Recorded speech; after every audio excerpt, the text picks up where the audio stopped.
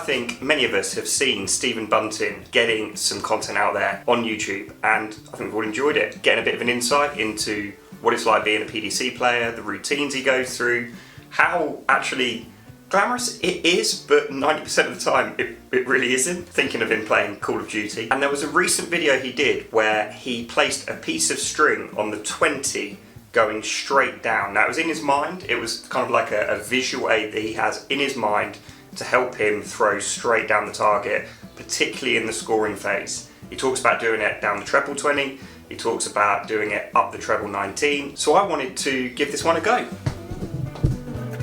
If you've seen any of my previous content, you see we have tried a piece of string, we have tried a metronome, we've tried hundreds of different practice games to try and get our darts just a little bit better. So when I saw this, I was like, this is a bit of me. So let's do this one, let's get the string set up and see if it can help us, yeah, maybe find a 180. Let's go.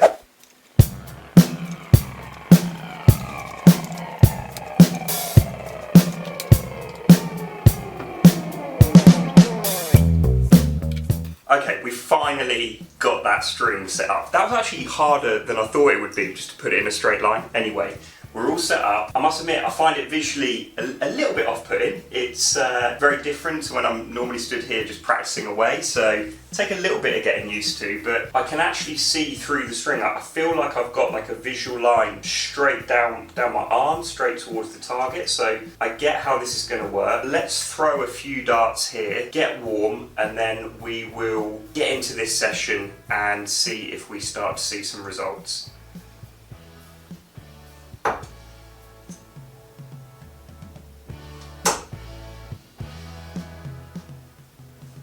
I would say first impression is I feel under a bit of pressure on the camera, but first impression is that it really has made me feel like I can see down my arm and up to a line here, which, yeah, I get how that works. What I'm a little bit confused about, to be honest, and some of you will know this way better than me, is of course Bunting stands. I can't even get out the window to stand where Bunting stands when he throws. So I'm interested to see how that works, but for me, I like to try and get to the middle, and I can see that from a visualization perspective before I've even let go of the darts.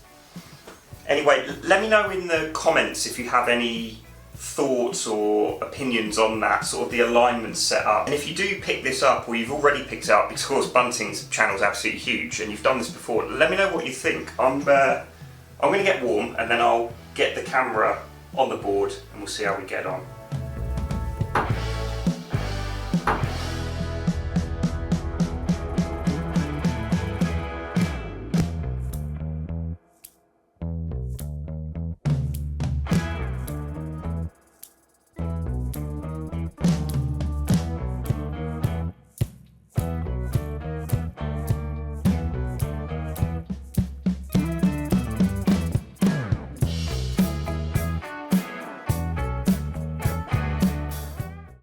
Bit of a slow start, a little bit of camera pressure and getting used to seeing that line. Once we're warm, I'm actually going to throw 100 darts and see what that 3-dart average is. I'll report back what that is at the end of the video.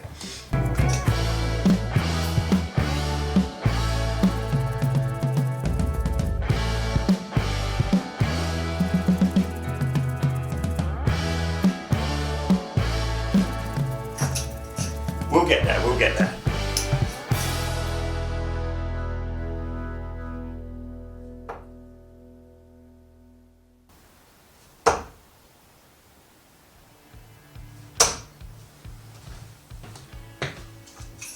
That's a bit better, starting to find the range and the height of the darts a little bit better, the weight. One thing I'm trying to do throughout this video, particularly when I get warm, is to go through that routine like I would in a competition, that routine like I would when I'm playing a match, because you can't ever really swap into the same environment of being in a venue or being in a competitive match. Even if it's online, it's not quite the same going through this practice routine.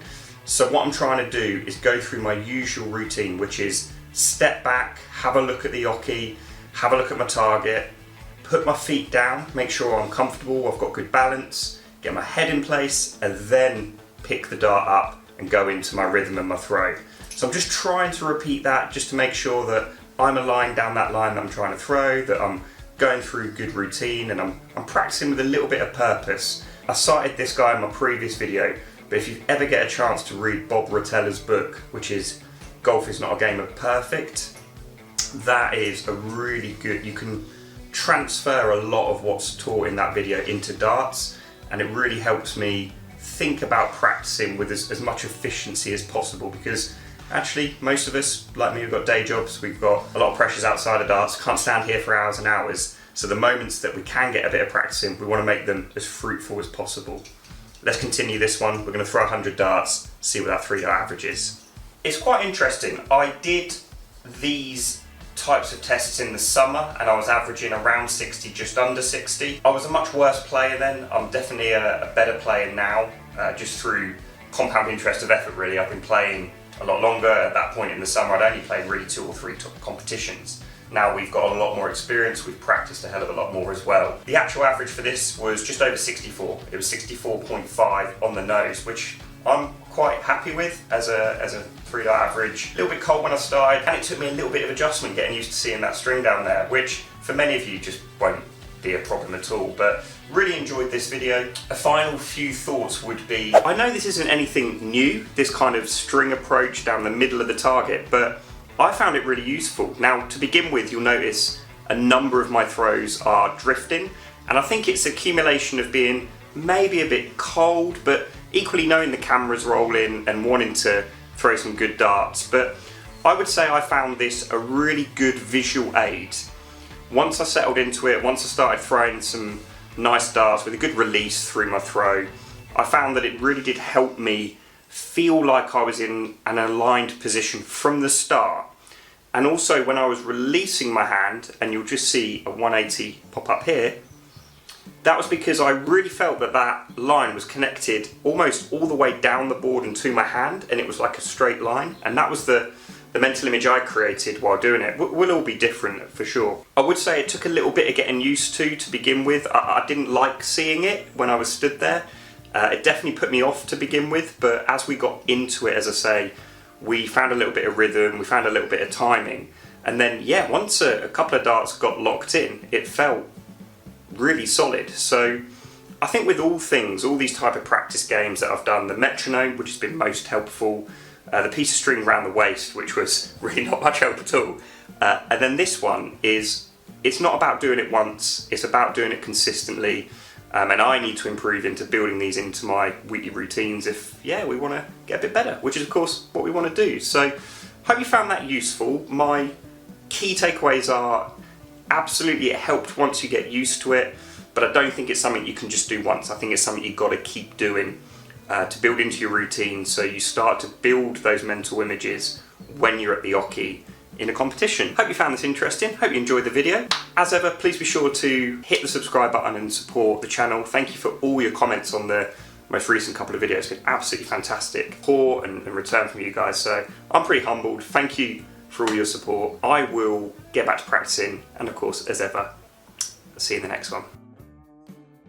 Thanks for watching. If you enjoyed this video, you can click here and see a similar test where I used a metronome and found a 180. Or if you're looking for something else that includes string, and why wouldn't you, you can see here a video where I wrap some string around my waist to try and get lined up straight with the board. Whatever you do, enjoy the tests, enjoy playing darts, have fun. I'll see you in the next one.